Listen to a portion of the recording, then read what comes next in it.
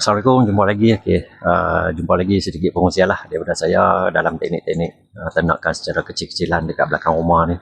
Sebenarnya ruang yang kita ada ni tak besar mana pun, hanya short-short sendiri saja. Tapi kalau kita gunakan sepenuhnya ruang apa yang saja yang kita ada ni, terutama sekali dekat kawasan perumahan lah, memang tak banyak mana pun. Kalau kita boleh buat, insyaAllah akan dapat juga hasil daripada apa yang kita usahakan tu, walaupun secara kecil-kecilan. Okey, untuk video kali ini saya nak kongsi sedikit lah daripada rentetan daripada video yang lepas yang baru saya upload tu mengenai DIY yang saya buat menggunakan pump Helier ACO 308. Tapi sebelum tu saya nak share sikit lah, kalau siapa-siapa yang beli ataupun yang berminat dengan pump Helier ACO 308 ni, memang tak ada masalah. Dia pump dia memang cantik, tahan lasak, tahan lama. Cuma kalau kita pegang macam ni, dia akan rasa panas sikit. Itu tak perlu khawatir. Memang dah bertahun-tahun dah dia akan panas macam ni. Kalau saya pegang macam ni pun memang tak tahan, sebab dia memang panas. Okey, pump Helier ACO 308 ni saya boleh share sikit. Kalau kata letak dekat dalam rumah memang tak sesuai. Kalau luar rumah, okey, boleh, sebab dia ada bunyi dengung sikit. Tapi saya rasa dengar kot dalam video ni, dia akan bunyi wow sikit macam tu. Memang ada sikit gangguan lah. Okey, untuk video yang lepas tu saya ada kongsi macam mana saya buat DIY menggunakan pump, menggunakan pipe PVC ni untuk buat sambungan, dan saya sambungkan kepada tube oksigen ni masuk ke dalam kolam, masukkan tube oksigen ni ke dalam kolam-kolam ternakan saya yang di belakang ni. Okey, itu adalah cerita asas lah bagaimana saya buat DIY menggunakan pump Helier ACO 308 tu. Kalau ikut daripada standard tu, bagi siapa yang dah tengok video tu, okey, kalau ikut daripada standard ni, kalau kita beli pump Helier ACO 308 ni, dia akan bagi macam ni standard. Dia sambung tube-tube macam ni, tapi saya buat modified macam ni. Okey, itu ada dalam video yang lepas lah, saya boleh kongsi. Saya dah kongsi dah macam tu, boleh tengok. Tapi sekarang ni ada satu persoalan dekat sebelah ni, ada satu persoalan lah, saya boleh kongsi juga jawapannya. Okey, bagaimana saya buat sambungan ni?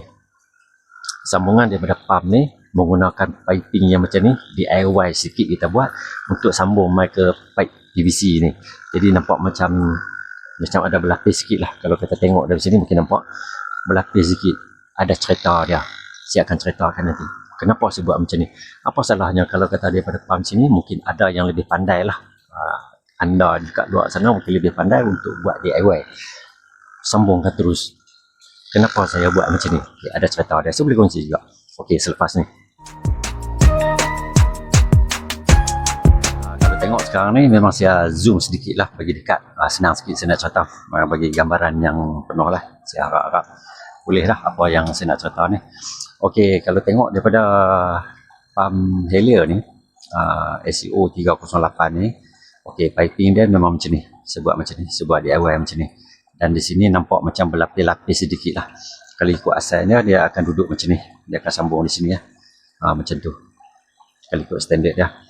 Okey, pipe yang ni dia dah jadi hitam sedikit. Sebenarnya pipe ni dia tak hitam. Pipe ni dulu dia jernih lah. Dia kalau putih jernih. Okey, pipe yang saiz yang macam ni. Sebenarnya pipe ni saya beli dekat DIY. Kedai DIY ada jual banyak, dalam sekaki dalam berapa ringgit saja. 1 meter dalam berapa kupang saja kalau tak silap saya. Dah lama dah. Jadi dah lama dah saya guna ni, dia akan jadi hitam. Sebenarnya pump Helier ACO 308 ni, kalau kita buka dia akan jadi panas macam tu kan. Jadi dia pipe ni dia akan jadi hitam ni disebabkan udara yang keluar daripada pump ni. Kalau saya pegang dekat sini pun, kita akan terasa dia akan suam. Dia macam panas sikit. Daripada depan ni memang dia hangat, panas. Sebab tu dia mengeras lah. Sini dia mengeras. Okey, untuk sambungan di sini ni, saya boleh tunjuk juga. Memang nampak macam berlapis-lapis. Okey, kalau ikut standardnya, sini pipe PVC, dan sampai di sini saya buat connection sikit lah, corner di sini. Lepas tu yang hitam ni, yang nampak besar sedikit ni, yang saya masukkan ke dalam pipe PVC ni, yang ni sebenarnya poly pipe yang lembut tu, yang hitam tu. Okey, yang standard jugalah yang guna kat rumah tu. Okey, yang tu, yang ni, yang saya buat sambungan ni, sebenarnya sambungan ni adalah untuk pipe ayak yang kita boleh dapat kat kedai DIY tu, yang kita sambung pipe ayak tu. Okey, saya sambungkan di sini. Lepas tu di sini ni, pipe ni juga saya bakar bagi besar sikit, dan saya buat satu connection, saya sumbat masuk dalam ni. Lepas tu saya sumbat pula lagi satu, nak bagi ketat, pakai pipe ni. Pipe yang standard juga yang saya guna ni, asal dulu putih lah. Saya sambung sini dan terus masuk ke pump ni. Dan untuk connection yang dekat pump ni sebenarnya mudah saja. Buat double layer, masukkan dulu pipe ni, lepas tu bakar sedikit dengan lighter tu, bagi dia lembut, sumbat pula masuk di sinilah. Jadi dia akan lebih fit. Pakai cable tie pun boleh, ataupun pakai grip yang besi tu, yang boleh grip tu kan, yang boleh kita screw tu, sini pun boleh. Tapi bila dah buat macam ni, macam saya buat ni, dia memang cun dah. Dia akan masuk memang cukup fit dan dia tak pernah tercabut dah. Ni boleh sambung terus. Okey, apa tujuan saya buat macam ni? Sebenarnya kalau kita nak sambung direct pun tak ada masalah. Daripada pipe ni terus masuk di sini, mungkin kita boleh pakai stopper lah, stopper yang pipe PVC ni, stopper yang bulat tu.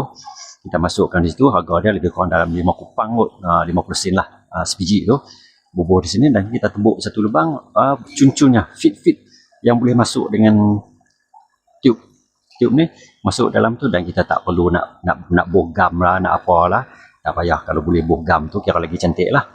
Okey, tak payah, dah boleh fit dah masuk. Okey, itu sepatutnya macam tu lah. Tapi tujuan saya buat macam ni saya akan cerita sebentar lagi dalam video ni.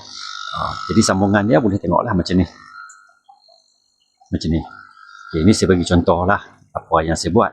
Tapi kalau kata orang lain nak buat DIY macam ni pun, dia akan fikir satu benda yang kreatif, mungkin akan lebih baik daripada macam ni cara sambungan dia. Ini cara sambungan saya ni ada sebab dia. Okey, saya akan sambung lagi. Semoga kita jumpa lagi next video. Assalamualaikum, salam sejahtera.